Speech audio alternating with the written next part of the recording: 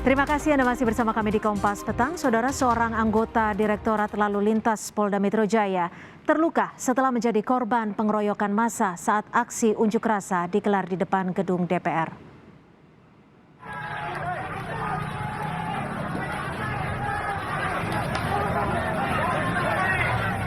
Kami tidak bisa menampilkan gambar ini secara utuh karena mengandung unsur kekerasan. Peristiwa ini terjadi saat anggota Polantas mencoba mengatur lalu lintas di depan gedung DPR saat aksi unjuk rasa berujung ricuh.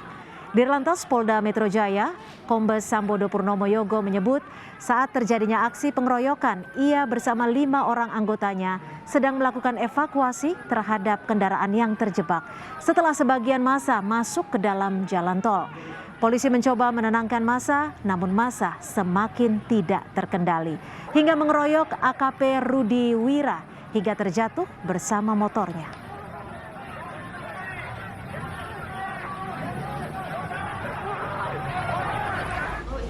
Satu anggota Direktorat Lalu Lintas Polda Metro Jaya, AKP Rudi Wira, menjalani perawatan di Rumah Sakit Polri Kramat Jati karena menjadi korban pengeroyokan pengunjuk rasa di depan gedung DPR kemarin. Dirlantas Polda Metro Jaya, Kombes Sambodo Purnomo Yogo menyebut AKP Rudi Wira mengalami luka serius pada tubuhnya akibat pengeroyokan. Tiba-tiba kami diserang oleh massa. Alhamdulillah kita bisa menyelamatkan diri, namun AKP Rudi Wira pada saat itu sempat dipukul oleh massa. Dan saat ini dirawat di Rumah Sakit Kramat Jati, Rumah Sakit Polri Kramat Jati. Untuk kondisinya sendiri saat ini sudah stabil.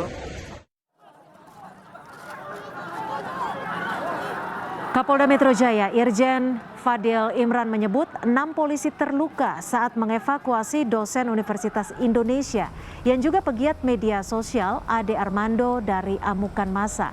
Kapolda Metro menyebut massa semakin beringas ketika polisi mengevakuasi Ade Armando hingga akhirnya polisi mengambil tindakan untuk membubarkan massa. Melakukan tindakan-tindakan terukur untuk menyelamatkan nyawa yang bersangkutan. Pada saat anggota kami melakukan evakuasi, massa non-mahasiswa bertambah beringas, menyerang anggota, sehingga 6 anggota kami yang melakukan evakuasi. Polisi menetapkan 6 tersangka pengeroyok Ade Armando. Dari ke-6 tersangka, 2 orang sudah ditangkap. Polisi meminta ke-4 tersangka lainnya segera menyerahkan diri.